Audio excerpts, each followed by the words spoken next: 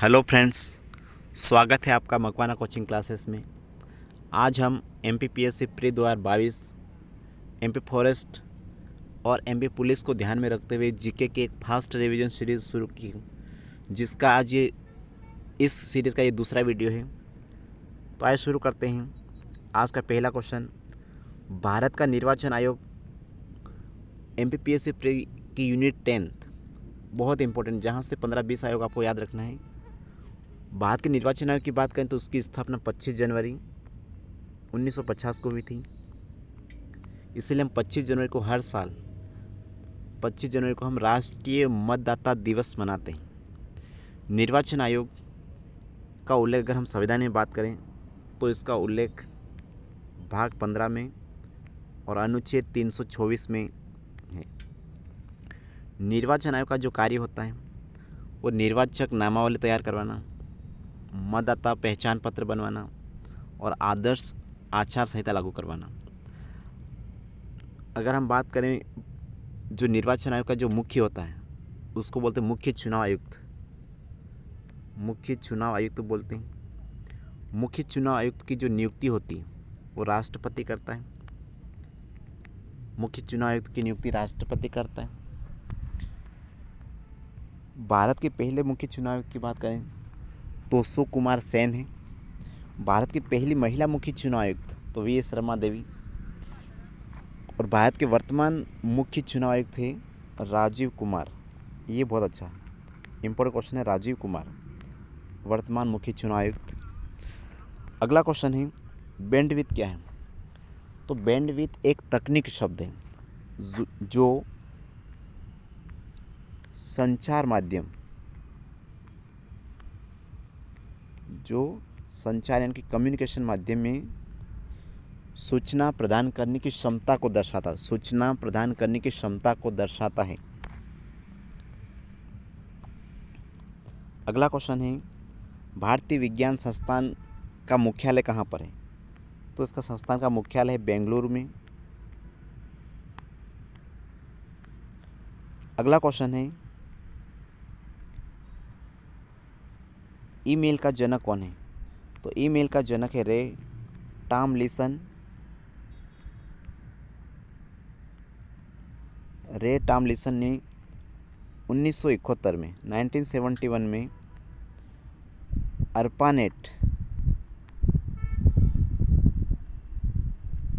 ARPANET प्रणाली पर दो कंप्यूटर के बीच पहली बार किसी मैसेज को आदान प्रदान किया था एक कंप्यूटर से दूसरे कंप्यूटर में। ये 1971 की बात है, रे टॉमलिंसन द्वारा। ईमेल का पूरा नाम है इलेक्ट्रॉनिकल मेल। अगला क्वेश्चन है, CD या कॉम्पैक्ट डिस्क। CD का पूरा नाम होता है कॉम्पैक्ट डिस्क। और कॉम्पैक्ट डिस्क में जो टेक्नोलॉजी उपयोग होती है उस टेक्नोलॉजी का नाम है लेज़र। ये ध्यान रखना।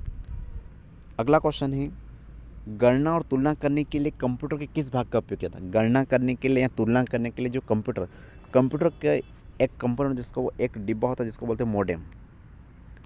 और इसी मॉडेम का पूरा नाम है मॉड्यूलेटर डिमॉड्यूलेटर। इस मॉडेम के अंदर आपको CPU मिलेगा, CU मिलेगा और ALU। तो उसी में से एक भाग होता है ALU जिसका पूरा नाम है अर्थमेटिक लॉजिकल यूनिट। यही काम जो गणितीय काम होता है, लॉजिकल काम होता है, वो सब करता है ALU। अगला क्वेश्चन है, एनालिटिकल इंजन का निर्माण किसने किया था? तो ये चार्ल्स बेबेज ने किया था। इसलिए चार्ल्स बेबेज को कंप्यूटर का जनक कहा जाता है। अगला क्वेश्चन है, पेकमैन नामक कंप्यूटर तो ये खेलकूद में कौन सा कंप्यूटर पे होता? तो ये है पेकमैन। अगला क्वेश्चन है, मध्य प्रदेश में पंख अभियान कब शुरू किया गया? तो ये 2021 की बात है। मध्य प्रदेश में पंख अभियान 2021।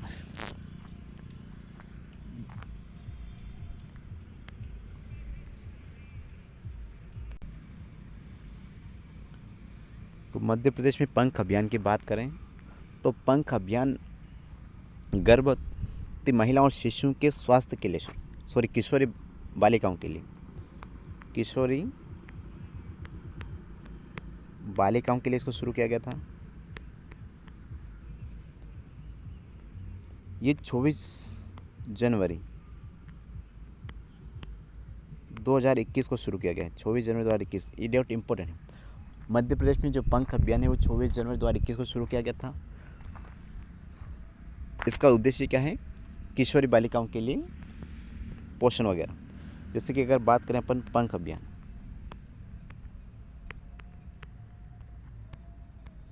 पंख, पी का होता है प्रोटेक्शन, ए का मतलब होता है अवेयरनेस, एन का मतलब होता है न्यूट्रिशन, के का होता है पोषण नॉलेज, एच का मतलब होता है health. Protection, awareness, nutrition, knowledge, health, ये इसका पूरा नाम होता है। इसलिए हम 24 जनवरी को राष्ट्रीय बालिका दिवस मनाते हैं। अगला क्वेश्चन है, वेद आपके द्वार योजना का संबंध किससे? वेद आपके द्वार योजना का संबंध है घर बैठे डॉक्टर से सलाह लेना। घर बैठे डॉक्टर से सलाह लेना ही वेद आपके द्वार योजना, ये एमपी की योजना है। अगला क्वेश्चन है, युवा कार्यक्रम और खेल मंत्रालय द्वारा प्रतिवर्ष खेल दिवस पर कितने पुरस्कार दिए जाते हैं? युवा कार्यक्रम और खेल मंत्रालय द्वारा प्रतिवर्ष राष्ट्रीय खेल दिवस के उपलक्ष्य में कितने पुरस्कार दिए जाते हैं? तो ये बहुत इंपॉर्टेंट क्वेश्चन है। छः उनके आपको नाम याद रखना है। मेजर ध्यानचंद खेल रत्न अवार्ड पहला है, मेजर ध्यानचंद खेल रत्न अवार्ड।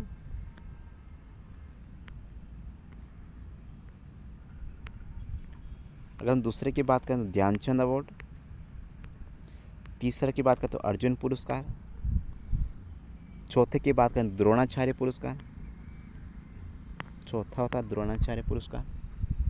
पांचवे की बात करें तो मौलाना अबुल कलाम आज़ाद, पांचवा होता है मौलाना अबुल कलाम आज़ाद। और छठवा होता है राष्ट्रीय साहसिक पुरस्कार। इस तरह टोटल 6 पुरस्कार होते हैं। अगला क्वेश्चन है सरस्वती सम्मान।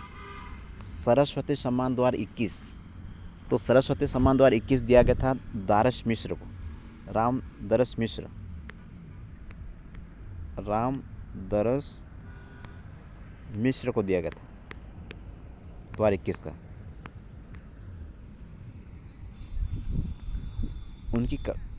उनकी कविता का नाम है मैं ही हूँ, मैं ही हूँ। इस कविता के लिए उसको सरस्वती सम्मान दिया गया था। अगर हम सरस्वती सम्मान की बात करें तो ये 1991 में शुरू हुआ था। 1991 में हमारे हरिवंश राय बच्चन को ये दिया गया था।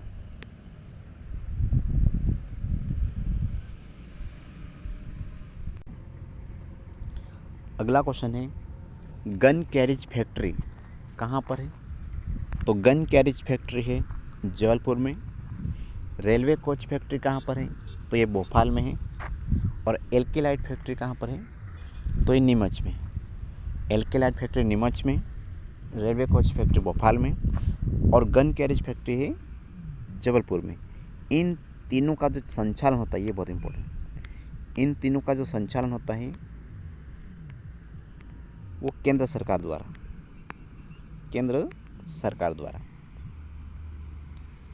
अगला क्वेश्चन है, लाख बनाने का कारखाना कहाँ पर है? तो लाख बनाने का कारखाना उमरिया में है। और टिश्यू पेपर बनाने का कारखाना इंदौर में। टिश्यू पेपर का है इंदौर में, लाख का इंदौर में, लाख का उमरिया में और टिश्यू का इंदौर में। अगला क्वेश्चन है, प्रक्षेपास्त्र का विकास किसने किया था? प्रक्षेपास्त्र का विकास बहुत इंपॉर्टेंट क्वेश्चन। प्रक्षेपास्त्र का विकास वर्नस वान ने किया था, वर्नस वान ने। अगर क्वेश्चन यहाँ पर पूछा जाए कि भारत में प्रक्षेपास्त्र का विकास किसने किया? भारत में तो भारत में प्रक्षेपास्त्र का विकास डॉक्टर APJ अब्दुल कलाम ने किया था। डॉक्टर APJ अब्दुल कलाम ने किया था। अगर अगला क्वेश्चन यहाँ पर बन सकता है कि हाइड्रोजन बम का विकास किसने किया? तो हाइड्रोजन जो बम होता है उसका आविष्कार एडवर्ड जेनर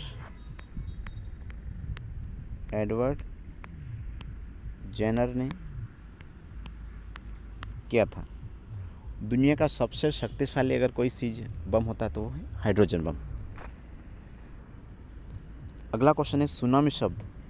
तो सुनामी शब्द है जापान से लिया गया, जापान की भाषा से लिया गया सुनामी शब्द।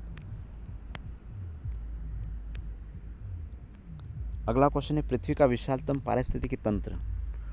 पृथ्वी का विशालतम पारिस्थितिकी तंत्र जो है वो है जलमंडल। कौन सा है? जलमंडल। क्योंकि पूरे पृथ्वी पर 71% पानी और 29% स्थल वाला एरिया है। अगला क्वेश्चन है IUCN। IUCN का पूरा नाम क्या है? International union for conservation of nature. International union for conservation of nature. IUCN की स्थापना 1948 में हुई थी। और IUCN क्या करता है कि कम से कम जो भी प्राणी हो, जीव जंतु है, इनकी एक लिस्ट निकालता है। और IUCN कम से कम 9 लिस्ट निकालता है। 9 लिस्ट। उसमें से एक है red data book. Red data book 1968 में शुरू हुई थी। ये ध्यान रखें। अगला क्वेश्चन है वैश्विक विरासत का वन। तो ये सुंदरवन के वन को कहा था, सुंदरवन। अगला क्वेश्चन है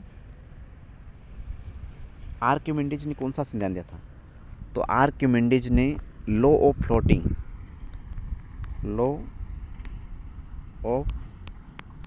फ्लोटिंग यानी कि तैरने का सिद्धांत दिया था। तैरने का सिद्धांत या लॉ ऑफ फ्लोटिंग सिद्धांत किसने दिया था? तो आर्किमिडीज ने। अगला क्वेश्चन है हागो डी व्रिज ने कौन सा सिद्धांत दिया था? तो इन्होंने दिया था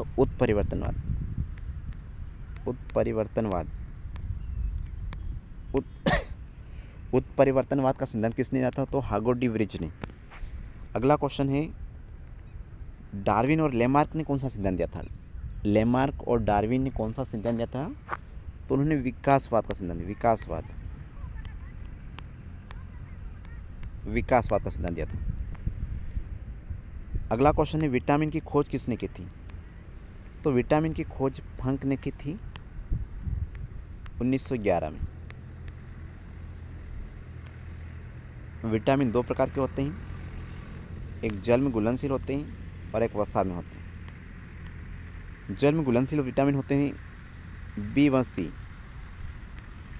B1C जल में घुलनशील होते हैं, जबकि वसा में होते A, D, E और K।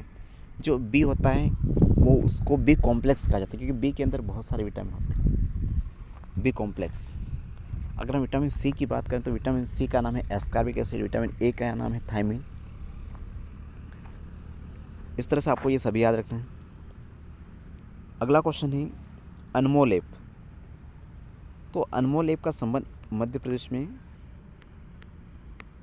गर्भवती महिलाओं व शिशुओं के स्वास्थ्य से संबंधित, गर्भवती महिलाओं व शिशुओं के स्वास्थ्य से संबंधित है।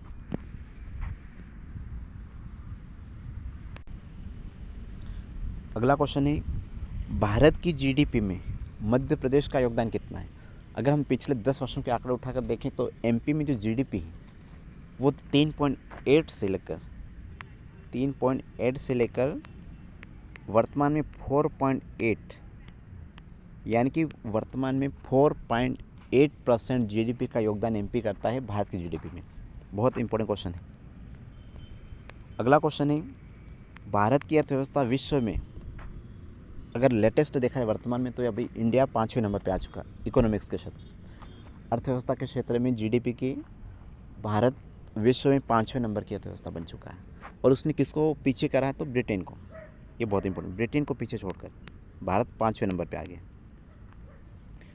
अगला क्वेश्चन है G20 का आयोजन या G20 की अध्यक्षता, G20 की अध्यक्षता, G20 की अध्यक्षता 2023 में, 2023 में कौन करेगा? तो G20 की 2023 की अध्यक्षता भारत करेगा, भारत करेगा। और ये कहाँ पर होगा? नई दिल्ली में। ये इंपॉर्टेंट क्वेश्चन है। G20 की बात करें तो G20 की स्थापना 1999 में हुई थी। इसका मुख्यालय जिनेवा में है। मुख्यालय कहाँ पर है? जिनेवा। अगला क्वेश्चन है प्रथम बौद्ध संगीति। गौतम बुद्ध की मृत्यु के बाद, जब गौतम बुद्ध का जन्म हुआ 563 ईसा पूर्व में, उसकी मृत्यु हुई 483 ईसा पूर्व में। और उसकी मृत्यु के बाद यानी कि 483 ईसा पूर्व के बाद उनके सम्मेलन हुए हर साल। तो पहला सम्मेलन जो हुआ था वो 483 ईसा पूर्व में पहला सम्मेलन हुआ था। उस पहला सम्मेलन हुआ था जो राजगृह में हुआ था, राजगृह में। और राजगृह में कहाँ पर? सप्तपर्णी गुफा में। इसकी अध्यक्षता की थी महाकश्यप ने, इसकी अध्यक्षता की थी महाकश्यप।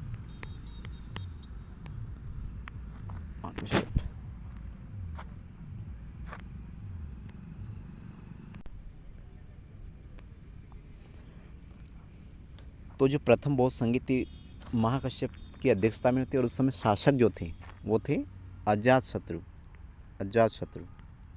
ये ध्यान रखना। उस समय की एक और विशेषता थी कि बुद्ध के जो उपदेश थे, उसका जो उद्देश्य था उस समिति का, बुद्ध के जो उपदेश थे उनको 2 पिटकों में यानी कि सुत्त पिटक और विनय पिटकों में डिवाइड करना था। सुत्त पिटक और विनय पिटकों में डिवाइड करना था उस समय के जो उनके उपदेश थे गौतम बुद्ध के। अगला क्वेश्चन है WHO ने मंकी पॉक्स का नाम बदलकर क्या रखा? WHO ने मंकी पॉक्स का नाम बदलकर क्या रखा है? बहुत important, M pox, M pox. अगर हम WHO की बात करें तो WHO की स्थापना हुई थी 7 अप्रैल 1948 को। जिनेवा में इसका मुख्यालय है।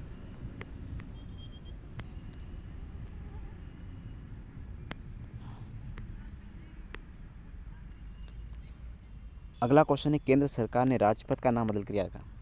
केंद्र सरकार ने राजपथ का नाम बदल कर क्या रखा? बहुत important question.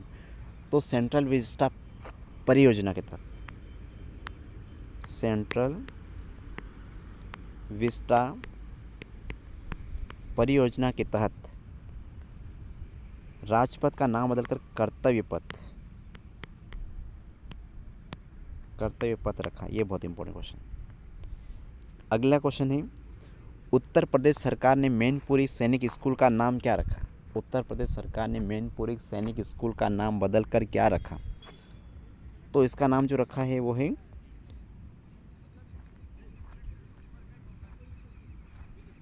General Vipin Rawat,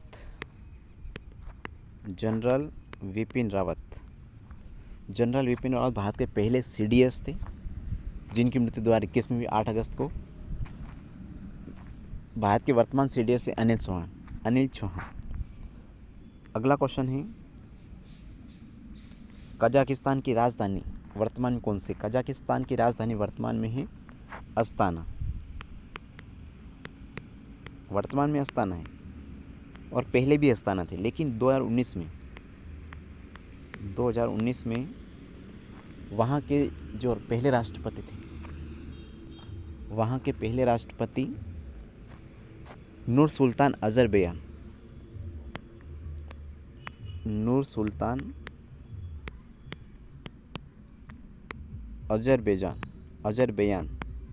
उसकी स्मृति में उन्होंने नूर सुल्तान रखी थी 2 सालों के लिए, 2019 से लेकर 2021 तक। और 2021 के बाद उसकी राजधानी वापस अस्ताना। अगला क्वेश्चन है जिम कॉर्बेट राष्ट्रीय उद्यान का नया नाम क्या कर दिया? जिम कॉर्बेट राष्ट्रीय उद्यान जो कि भारत का सबसे पहला राष्ट्रीय उद्यान है, जिसे उस पहले हेली नामक राष्ट्रीय उद्यान कहते हैं, हेली नामक राष्ट्रीय उद्यान। लेकिन 1957 में उसका नाम, 1957 में उसका नाम रख दिया जिम कॉर्बेट राष्ट्रीय उद्यान। और उसके बाद वर्तमान में उसका नाम कर दिया रामगंगा राष्ट्रीय उद्यान, रामगंगा।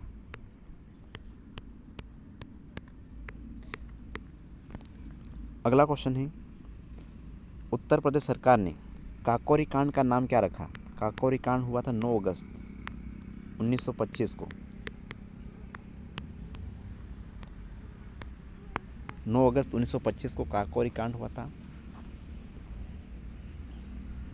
और जो काकोरी कांड का नाम बदलकर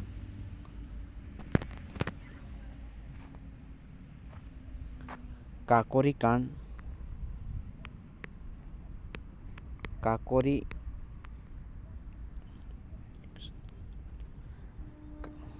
काकोरी कांड एक्शन रखा गया। अगला क्वेश्चन है,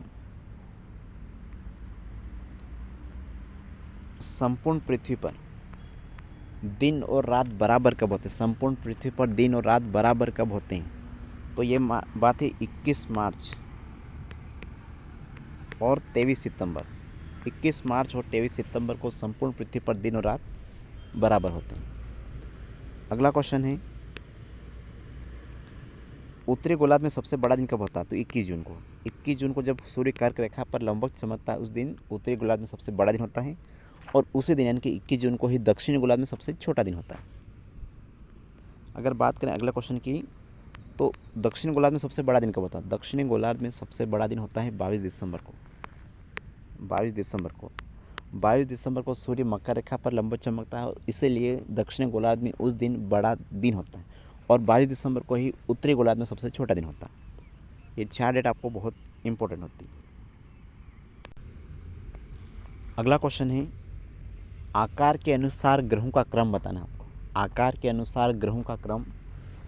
ग्रह 9 होते थे, तो 2006 में प्लूटो को हटा दिया और वर्तमान में 8 है ना। आपको आकार के हिसाब से बताना, तो सबसे बड़ा कौन सा है? तो बृहस्पति है, फिर शनि है, फिर अरुण है, फिर वरुण है, और 5वें नंबर पे आ जाएगा पृथ्वी। 5वें नंबर पे पृथ्वी आ जाएगा, फिर आ जाएगा मंगल, फिर आ जाएगा शुक्र, और लास्ट में आ जाएगा बुध। तो बृहस्पति, शनि, अरुण, वरुण, पृथ्वी, मंगल, शुक्र और बुध, ये 8 ग्रह हैं जो आकार के हिसाब से आपको क्रम याद रखना है। अगला क्वेश्चन है, भारत पर आक्रमण करने वाला सबसे पहला मुस्लिम शासक कौन था? तो जब पैगंबर मोहम्मद साहब की मृत्यु हो गई, उनकी मृत्यु के बाद वहाँ के जो खलीफा थे, उन्होंने धर्म का प्रचार करने के उद्देश्य से मोहम्मद बिन कासिम को भारत में भेजा। और मोहम्मद बिन कासिम के जब भारत में आक्रमण करता, उस समय भारत पर सिंध पर राजा दाहिर का शासन था। राजा दाहिर के साथ इनका युद्ध था 712 में, यानी कि 712 में भारत पर आक्रमण किया था मुस्लिम शासक मोहम्मद बिन कासिम। मोहम्मद बिन कासिम के साथ ही आपको मोहम्मद गजनवी और मोहम्मद गोरी, आपको ये 3 व्यक्तियों के नाम याद रखना है। अगला क्वेश्चन है, तराइन का पहला युद्ध कब हुआ? तो तराइन का पहला युद्ध हुआ था 1191 में। तराइन का जो मैदान है वो हरियाणा में है। तराइन का जो पहला युद्ध हुआ था 1191 में पृथ्वीराज चौहान और मोहम्मद गोरी के बीच में। पृथ्वीराज चौहान और मोहम्मद गोरी के बीच में था, और उसमें मोहम्मद गोरी की हार हुई थी और पृथ्वीराज चौहान की जीत हुई थी। अगले साल फिर ये युद्ध होगा 1192 में, तराइन का द्वितीय विश्व युद्ध, और वो पृथ्वीराज चौहान और गोरी के बीच में, जिसमें गोरी जीत जाएगा। अगला क्वेश्चन है, नागरिकता का उल्लेख। भारत के संविधान में 12 अनुसूचियाँ हैं, 22 भाग हैं और 395 से अधिक अनुच्छेद हैं। आपको 12 अनुसूचियाँ, 22 भाग और अनुच्छेद अच्छे से याद होंगे तो आपकी पॉलिटी कंप्लीट हो जाएगी। अगर हम बात करें नागरिकता की, तो नागरिकता का उल्लेख है जो भाग 2 में और अनुच्छेद 5 से लेकर 11 तक। नागरिकता का उल्लेख भाग 2 में और अनुच्छेद 5 से 11 में। अगले क्वेश्चन की बात करें, मौलिक कर्तव्य को किस देश के संविधान से लिया गया? भारत के संविधान को बनाने के लिए संविधान सभा की जब गठन हुआ, वहाँ से लेकर कम से कम 2 साल तक इन लोगों ने अध्ययन किया अच्छे से उस चीज़ों का। उसके बाद ही संविधान सभा ने संविधान की स्थापना की। तो संविधान में जो मौलिक कर्तव्य, ये मौलिक कर्तव्य रूस के संविधान से लेकर, रूस के संविधान से। अगर मौलिक अधिकार की बात करें तो अमेरिका से, और मौलिक कर्तव्य की बात करें ये रूस से। जब भारत का संविधान लागू हुआ, उस समय संविधान में मौलिक कर्तव्यों को नहीं जोड़ा गया था, लेकिन संविधान में बनने यानी कि संविधान में मौलिक कर्तव्य को नहीं जोड़ा गया था। 42वें संविधान संशोधन 1976 के द्वारा 42वें संविधान संशोधन 1976 के द्वारा कुल 10 मौलिक कर्तव्य सरदार स्वर्ण सिंह समिति की सिफारिश पर जोड़े गए थे। सरदार स्वर्ण सिंह की सिफारिश पर 42वें संविधान संशोधन 1976 के द्वारा सरदार स्वर्ण सिंह समिति की सिफारिश पर 10 मौलिक कर्तव्य जोड़े गए थे और टोटल जो मौलिक कर्तव्य हैं वो है 11। तो जो 11वां है ये जोड़ा गया था 86वें संविधान संशोधन 2003 में, जिसमें लिखा हुआ है कि 6 साल से लेकर 14 साल तक के बच्चों के लिए निःशुल्क शिक्षा की व्यवस्था। अगले क्वेश्चन की बात करें तो पंचायतों के गठन, ग्राम पंचायतों के गठन संबंधी प्रावधान संविधान में कब, कौन से अनुच्छेद में? तो ये अनुच्छेद 46 के अंदर, अनुच्छेद 46 आर्टिकल 40 के अंदर। अगला क्वेश्चन है 61वां संविधान संशोधन 1989, 61वां संविधान संशोधन 1989 का संबंध किससे है? इसका संबंध भारत में पहले क्या था कि मतदान करने की जो उम्र थी वो 21 साल थी, 21 साल थी मतदान करने की उम्र, 21 वर्ष से घटाकर 18 वर्ष कर 18 वर्ष कर दिया गया। अगला क्वेश्चन है भरतनाट्यम जो लोक नृत्य उसका संबंध कहाँ से है? शास्त्रीय इनका है तमिलनाडु से। अगर हम बात करें कि केरल में, तो केरल में होता है मोहिनीअट्टम और कथकली। कथक की बात करें उत्तर भारत में होता है। यक्षगान की बात करें तो कर्नाटक में होता है। मणिपुर की बात तो मणिपुरी, ओडिशा में ओडिसी, ये आपको ध्यान रखना है। अगला बहुत इंपॉर्टेंट क्वेश्चन, भारत में स्थानीय स्वशासन का जनक किसे कहा था? भारत में स्थानीय स्वशासन की शुरुआत प्राचीन भारत में छोल साम्राज्य शुरू होती, लेकिन जब मॉडर्न इंडिया में हम देखें तो मॉडर्न इंडिया में स्थानीय स्वशासन की जो जनक होता है वो लॉर्ड रिपन। लॉर्ड रिपन के समय की बात 1880 से 1884। लॉर्ड रिपन का जो समय था वो 1880 से लेकर 1884 था और लॉर्ड रिपन को ही भारत में स्थानीय स्वशासन का जनक कहा जाता है। लॉर्ड रिपन के समय की एक और इम्पोर्टेंट चीज़ है वो ये है कि लॉर्ड रिपन के समय में ही यानी कि 1882 में भारत में नियमित जनगणना हुई थी। भारत में नियमित जनगणना कब हुई? तो लॉर्ड रिपन के समय में हुई थी 1882 में। भारत की पहली जनगणना पूछी तो वो 1872 में लॉर्ड मेयो के समय, लेकिन नियमित जनगणना की बात करें तो लॉर्ड रिपन के समय 1882 में। अगला क्वेश्चन है मध्य प्रदेश में नगरीय प्रशासन का प्रारंभ किस शहर से हुआ? मध्य प्रदेश में जो नगरीय प्रशासन शुरुआत वो किस शहर से में शुरू हुआ था पहली बार? तो ये बात है 1864 की बात है, जबलपुर से, जबलपुर। अगला क्वेश्चन है मध्य प्रदेश राज्य वन विकास बोर्ड, मध्य प्रदेश राज्य वन विकास बोर्ड 24 जुलाई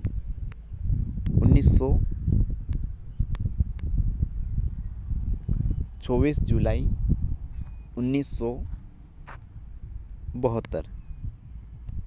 अगला क्वेश्चन है बुंदेलखंड पठार की सबसे ऊंची चोटी कौन सी? बुंदेलखंड पठार की सबसे ऊंची चोटी है सिद्ध बाबा। अगर आपको यहाँ पूछा जाए कि भारत के एमपी की सबसे ऊंची चोटी तो धूपगढ़, लेकिन बुंदेलखंड की पूछी जाए तो सिद्ध बाबा, मालवा की पूछी जाए तो सिगार। थैंक्स फ्रेंड आपको इस वीडियो को देखने के लिए।